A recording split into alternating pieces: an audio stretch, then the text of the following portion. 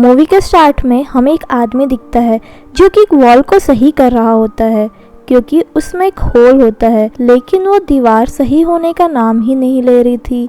तो उसका बॉस उसे वहां से चलने को बोलता है कि ये होल से दूर रहना, लेकिन आज शाम को वो लड़का वहीं रुकता है। अब वो उस होल में अपना हाथ डाल देता है और उसका हैंड फंस जाता है और वो बड़ी मुश्किल से बाहर निकलता है। तो उसे एक नेकलेस मिलता है और उसको चोट भी लग जाती है। थोड़ी देर में उसकी फ्रेंड आती है तो वो नेकलेस उसको पहना देता है और देखते ही देखते उसकी फ्रेंड सुसाइड कर लेती है। अब हमारा सीन शिफ्ट होता है और हमें एक लड़की दिखाई जाती है जिसका नाम किम होता है। उसकी एक फ्रेंड होती है, उसका नाम इजी होता है। वो दोनों कॉलेज स्टूडेंट होती हैं और वो न्यू रूम में शिफ्ट हुई होती है। उनका ओनर उनको इंस्ट्रक्शन देता है। वो दोनों उसी रूम में आते हैं जिसमें होल होता है। वह आकर काफ़ी खुश हो जाते हैं। अब किम उस होल को देखती है तो उसको अच्छा नहीं लगता है, तो उस पर मिरर हैंग कर देती है। अब वो दोनों फ्रेंड्स काफ़ी ड्रिंक करते हैं और काफ़ी इंजॉय करते हैं। वहीं अगले दिन इजी किम के रूम में आती है तो उसको भी वो होल दिखता है, तो उसको भी वो होल देखने में अच्छा नहीं लगता है। अब इजी उसके अंदर अपना हाथ डाल देती है और उसका हाथ अटक जाता है। किम उसे बड़ी मुश्किल से छुटाती है। इजी बोलती है ये तो एक नाटक ही था, और उसको भी वही नेकलेस मिलता है और इजी को वो नेकलेस काफ़ी पसंद आता है। किम उसे दूर रखने को बोलती है, लेकिन इजी वो नेकलेस पहन लेती है। अब शाम को वो लोग एक रेस्टोरेंट में जाते हैं जहाँ पे वो थोड़ी ड्रिंक करते हैं। अब इजी का फ्रेंड उनके अपार्टमेंट में आ जाता है और थोड़ी देर बाद उसको कोई मार देता है और उसकी डेथ हो जाती है। किम को कुछ अजीब लगता है तो आके उठ के देखती है, पर उसे कुछ नहीं नज़र आता। अगले दिन किम अपने कॉलेज के लिए जाती है, पर वो लेट हो जाती है। उसे वहाँ पे एक लड़का मिलता है और उन दोनों के बीच में थोड़ी बातचीत शुरू होने लग जाती है और वो अच्छे दोस्त बन जाते हैं। शाम को किम जब घर आती है तो उसे एक म्यूज़िक बॉक्स मिलता है और वो उसे वहीं रख देती है और अपना काम करने लग जाती है। किम अब सो जाती है तो उसे अजीब से सपने आते हैं और वो उठती है और उस होल की तरफ देखती है। उसे अच्छा नहीं लग रहा होता है, तो अब उसे कुछ आवाज़ आती है तो उसकी तरफ जाती है। अब उसे इजी मिलती है जो कि नींद में चल रही थी और उसके सर से पूरा खून आ रहा था और वो बोल रही थी कि मुझे बचा लो। तो किम उसे अपने साथ सुला देती है। अब सुबह उठती है तो देखती है कि इजी ने उसके लिए ब्रेकफास्ट बना रखा है और वो लोग एक साथ बातें करते हैं और इजी को पुरानी रात का कुछ याद नहीं होता है। वो बोलती है कि मुझे नींद में चलने की बीमारी है और वो बचपन से है। इजी अपने काम के लिए बाहर चले जाती है तो किम को होल अच्छा नहीं लग रहा था, तो वो वहाँ पे मिरर हैंग कर देती है और अपने न्यू फ्रेंड से मिलने चले जाती है, जहाँ उससे बातें करती है और उसको इजी के बारे में बताती है।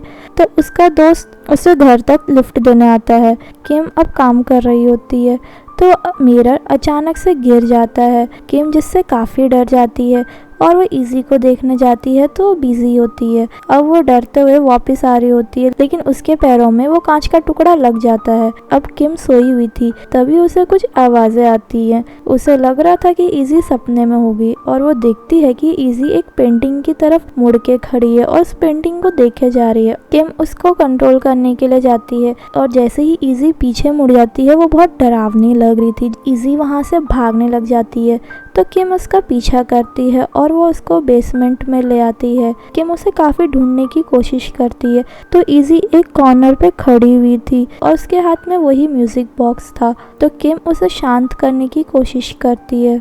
अब इजी काफ़ी डरने लग गई थी क्योंकि उसे समझ में नहीं आ रहा था कि उसके साथ क्या हो रहा है। तो किम उसे बोलती है कि सब सही होगा।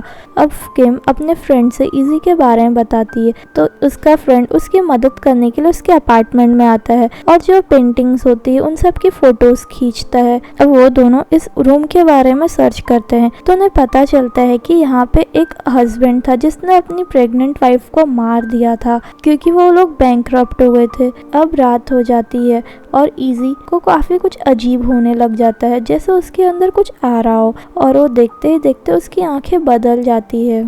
सुबह होती है तो इजी किम के रूम में आती है जहाँ पे उसको कुछ नोट्स मिलते हैं जो कि इजी के बारे में थे। वहीं किम का दोस्त उन फ़ोटोज़ के बारे में जानने के लिए चर्च में जाता है। तो उसको वहाँ की फ़ोटोज़ से एक शॉकिंग रिवील होता है, तो वह अब काफ़ी डर जाता है। वहीं किम उस बिल्डिंग के पुराने केयर टेकर से मिलने जाती है, जहाँ पे उसका केयर टेकर पहले उसे बताने को मना करता है। फिर किम उसे फोर्स करती है, तो वो बताता है कि उस समय वहाँ पे मैं प्रेजेंट था जब उसने अपनी वाइफ को मारा था। वो बहुत हैवान लग रहा था और मुझे बच्चे की रोने की आवाज़ भी आई थी। तो इससे किम समझ जाती है कि उनका बेटा अभी मरा नहीं है।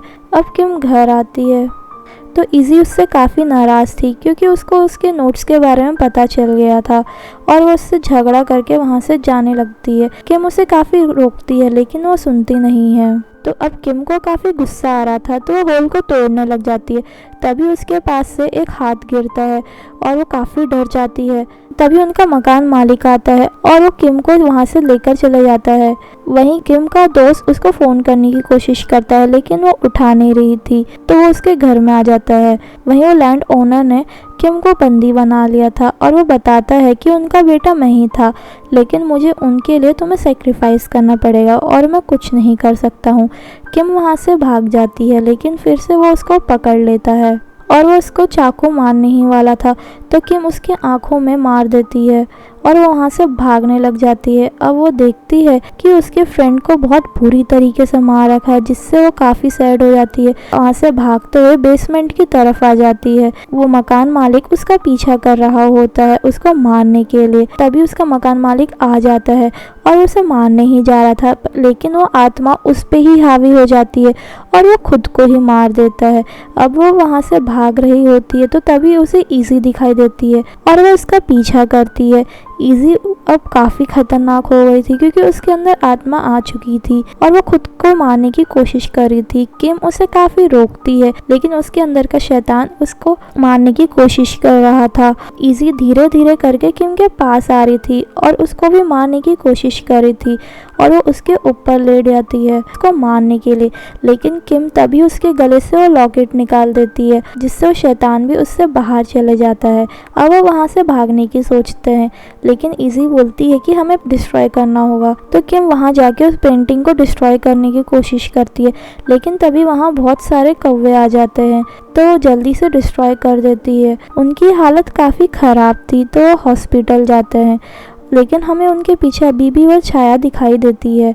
और इसी के साथ ही हमारी मूवी एंड होती है। तो गाइस, अगर आपको अच्छी लगी please do like share and subscribe. Thank you.